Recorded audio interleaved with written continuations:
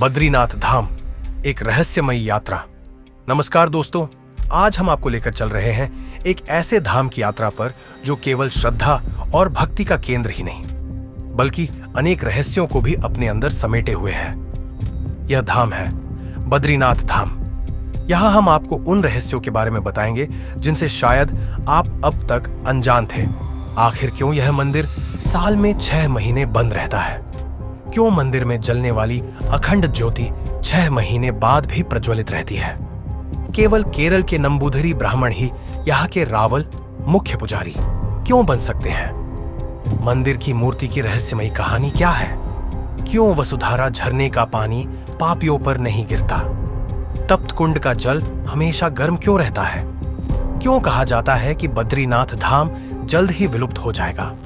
जोशीमठ में भगवान नरसिंह की मूर्ति का हाथ हर साल पतला क्यों होता जा रहा है और इसके गिरने का क्या मतलब होगा? और आखिर कलयुग का अंत बद्रीनाथ धाम से कैसे जुड़ा हुआ है? तो चलिए शुरू करते हैं इस रहस्यमयी यात्रा को। नंबर 1, बद्रीनाथ धाम के 6 महीने बंद रहने का कारण बद्रीनाथ मंदिर हर साल दीपावली के बाद बंद कर दिया जाता है और अक्षय तृतीया के दिन फिर से खोला जाता है। इसका कारण है यहाँ की कठोर जलवायु। सर्दियों में यह पूरा क्षेत्र बर्फ की मोटी चादर से ढक जाता है जिससे यहाँ रहना असंभव हो जाता है। लेकिन इससे भी बड़ा रहस्य यह है कि मंदिर के द्वार बंद करने से पहले विशेष पूजा की जाती है जिसमें भगवान बद्रीनाथ को गर्म वस्त्र पहनाए जाते हैं और मंदिर को पूरी तरह सील कर दिया जाता है। नंबर 2, मंदिर की अखंड ज्योति का रहस्य। जब 6 महीने बाद कपाट खोले जाते हैं तो मंदिर के अंदर जल रही अखंड ज्योति बिना बुझे जलती हुई मिलती है। ये दीपक इतने लंबे समय तक बिना तेल और घी के कैसे जलता रहता है? कुछ लोग इसे दैवीय चमत्कार मानते हैं तो कुछ का मानना है कि यह किसी सिद्ध योगी की शक्ति का परिणाम है। लेकिन आज तक कोई वैज्ञानिक इस रहस्य का पता नहीं लगा सका। नंबर 3, केवल केरल के नंबूदरी ब्राह्मण ही क्यों बन सकते हैं रावल? बद्रीनाथ मंदिर का मुख्य पुजारी केवल केरल के नंबूदरी ब्राह्मणों में से ही चुना जाता है। इसका कारण यह बताया जाता है कि आदि शंकराचार्य जिन्होंने इस मंदिर की पुनर्स्थापना की थी स्वयं दक्षिण भारत के थे। उन्होंने यह नियम बनाया कि केवल नंबूदरी ब्राह्मण ही यहाँ पूजा कर सकते हैं ताकि शुद्धता और परंपरा बनी रहे। नंबर 4, बद्रीनाथ की मूर्ति की रहस्यमयी कहानी। मंदिर में स्थापित भगवान बद्रीनाथ की मूर्ति शालिग्राम पत्थर से बनी हुई है जिसे आदि शंकराचार्य ने नारद कुंड से प्राप्त किया था। कहा जाता है कि यह मूर्ति स्वयं प्रकट हुई थी और इसमें अपार दैवीय शक्ति समाई हुई है।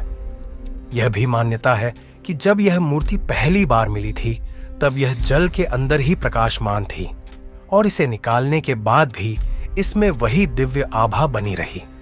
नंबर 5, वसुधारा झरने का रहस्य।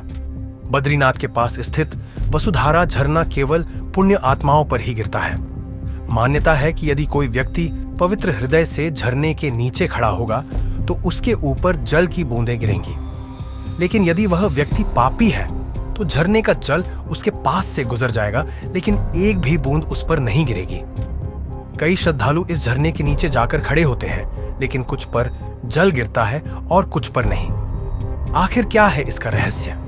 नंबर 6, तप्त कुंड का रहस्य। बद्रीनाथ मंदिर के पास स्थित तप्त कुंड एक गर्म पानी का स्रोत है जबकि यहाँ का वातावरण अत्यधिक ठंडा रहता है।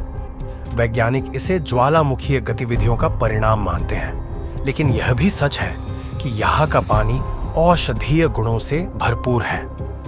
पौराणिक कथाओं के अनुसार ये कुंड भगवान विष्णु के आशीर्वाद से उत्पन्न हुआ है ताकि उनके भक्त बर्फीली ठंड में भी स्नान कर सकें। नंबर 7, बद्रीनाथ धाम के विलुप्त होने की भविष्यवाणी। कहा जाता है कि एक दिन बद्रीनाथ धाम पूरी तरह से विलुप्त हो जाएगा। यह भविष्यवाणी स्कंद पुराण में भी मिलती है। माना जाता है कि जब नारा और नारायण पर्वत आपस में मिल जाएंगे तो बद्रीनाथ धाम का अस्तित्व समाप्त हो जाएगा। आधुनिक वैज्ञानिक अध्ययनों के अनुसार हिमालयी क्षेत्र में भूगर्भीय हलचल बढ़ रही है, जिससे यह भविष्यवाणी सच होने की संभावना बढ़ती जा रही है। मूर्ति का पतला होता हाथ जोशीमठ में भगवान नरसिंह की एक प्राचीन मूर्ति है, जिसके बारे में कहा जाता है कि इसका एक हाथ हर साल पतला होता जा रहा है। मान्यता है कि जिस दिन यह हाथ पूरी तरह से टूट जाएगा, उसी दिन नारा और नारायण पर्वत आपस में मिल जाएंगे और बद्रीनाथ धाम का अंत हो जाएगा। नंबर 9, बद्रीनाथ धाम और कलयुग का अंत। कुछ ग्रंथों में यह उल्लेख है कि कलयुग का अंत बद्रीनाथ धाम से जुड़ा हुआ है। कहा जाता है कि जब बद्रीनाथ पूरी तरह से विलुप्त हो जाएगा, तब भगवान कल के अवतार लेकर आएंगे और सतयुग की शुरुआत होगी।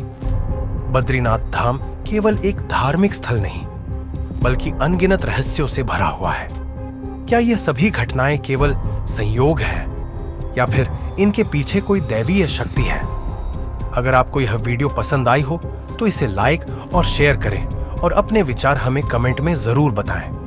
अगली बार हम आपको एक और रहस्यमयी स्थान की यात्रा पर लेकर चलेंगे। ओम नमो नारायण।